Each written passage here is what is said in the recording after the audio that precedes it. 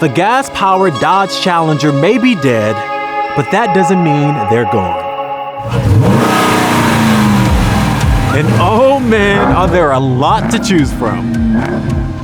Come on, come on!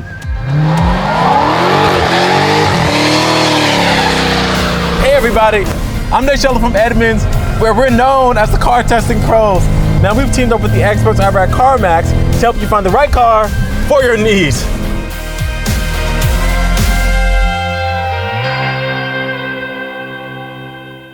It's the end of the line for new gas-powered Dodge Chargers and Challengers. That's it, no more after 2023. But luckily, there are tons of used Chargers and Challengers with lots of trims, features, and engines to choose from.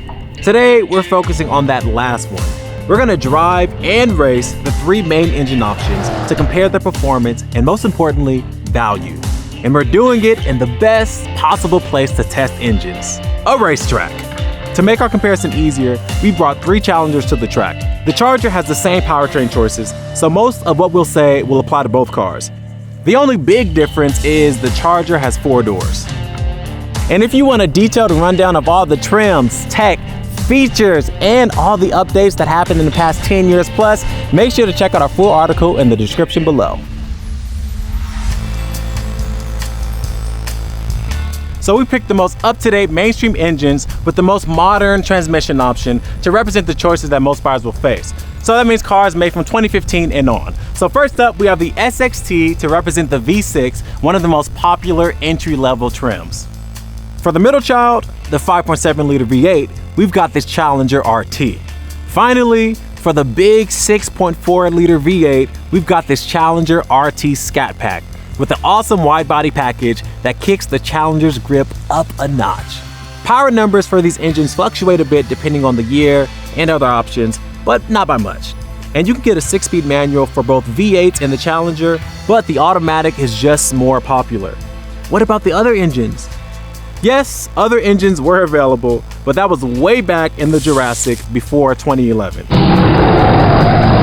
And of course, there's the Hellcat, which spawned sequels like an 80s horror movie franchise. The Demon, the Hellcat Red Eye, the Super Stalker, the Demon 170.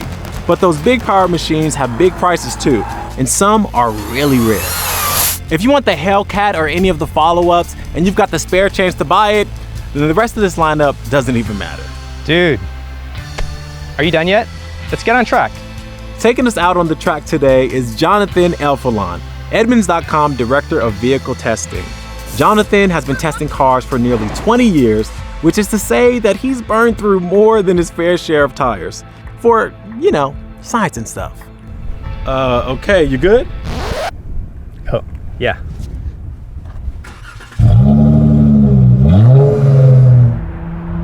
We are driving in the SXT V6, and I want to know, how does this one feel to you? How's the power? The power isn't probably what you expect from looking at this thing. Like, it looks kind of mean. Would you say it's one of the cars, you know, the cars that's like, it sounds like it's really doing something, but it's not? It's definitely got more bark than bite. At least from the inside, like, it sounds smooth, like it sounds like it's doing something. Yeah. But, you know, we're full throttle. You know, the V6 just feels like it's not really, you know, up for moving it to the degree of speed that, you know, you would want out of a muscle car. So I think for somebody that is looking at the SXT, it's gonna be, they want the look of the Challenger. They want something that's, you know, it's not slow, but it's also not gonna really stir you up like a V8 would. Yeah. And certainly you're gonna get better fuel economy with the V6. That's true, okay. Well, look, I'm excited to see what the 5.7-liter V8 feels like, and we're doing that one next. Yeah, let's, So- I think I'm good with this. Yeah. Okay. All right, let's call it. So now, we are in the 5.7-liter V8, and you can hear that sound. I mean, come on, it's already there. How does the power feel on this one? Power is there. This is what a muscle car should feel and sound like. Yes, the drive definitely feels different, for sure. How does it feel in the corners? It feels more taut. You know, it's still a big car. There's no getting around the weight of this thing, but the suspension feels better set up to handle that, to handle the input. So you have more confidence really attacking a corner in this thing. It was a big jump in power. So how does it feel compared to the V6? Oh man, night and day. I think for me, this is the baseline for the Challenger.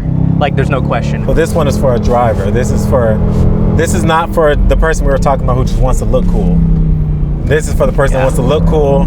They want to talk the talk and walk the walk.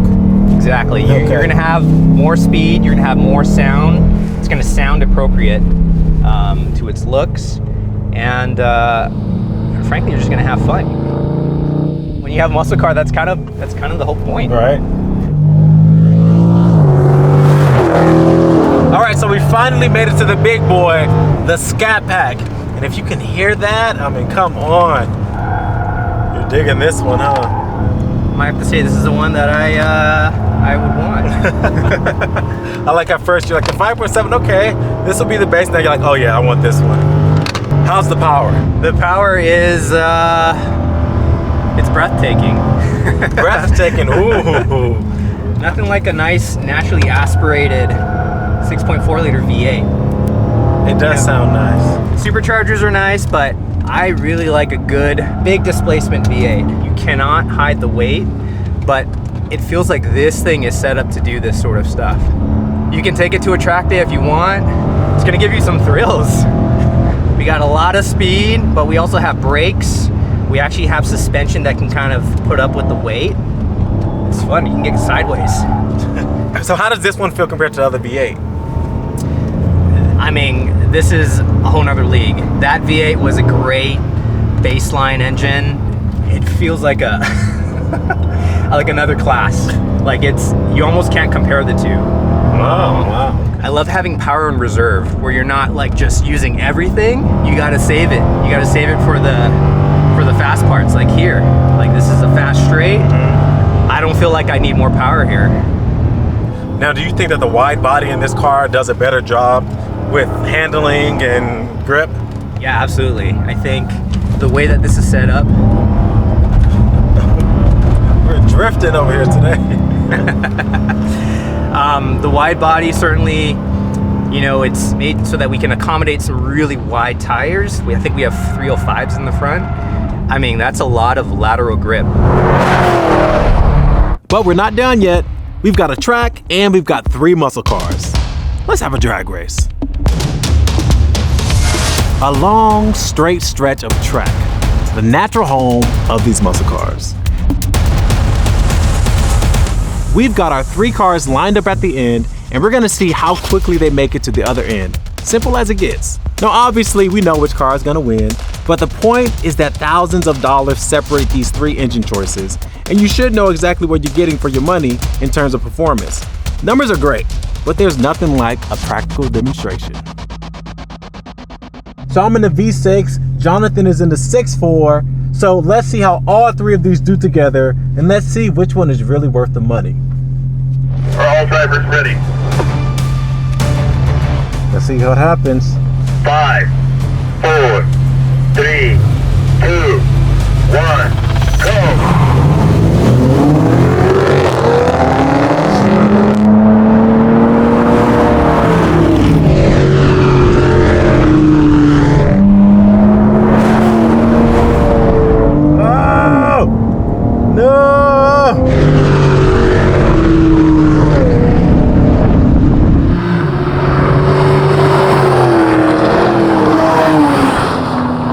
Honestly, what can I say?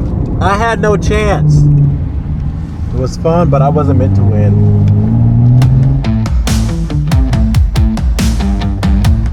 So, we've seen the performance. Now let's see what they cost. To give you an idea of the price difference between each engine, we took a look at the average price for 2015 to 2022 Chargers and Challengers. Going from a 3.6 liter V6 all the way up to a 5.7 liter V8 costs around $5,500. But going from a 5.7 liter V8 up to the 6.4 liter V8 costs, drumroll please, over $11,000 more on average. Wow. Obviously, you're not just gonna get a bigger engine for your money, since moving up means other standard features too. Now, I'm just here to help you do the math on performance. Our handy article handles all the other details. Now, as for that sound, well, I'll let you put a price on that yourself. Whether you want to go fast, or really fast, or really, really fast, whether you want a muscle car or a big family sedan, you've got a lot of used Chargers and Challengers to choose from, with a lot of engines, trims, and options. Hopefully, we've made your choice a little easier. For even more help, including info on trim levels, tech features, and a deeper dive into the difference between a Charger and a Challenger, once again, check out our article and don't forget to like and subscribe.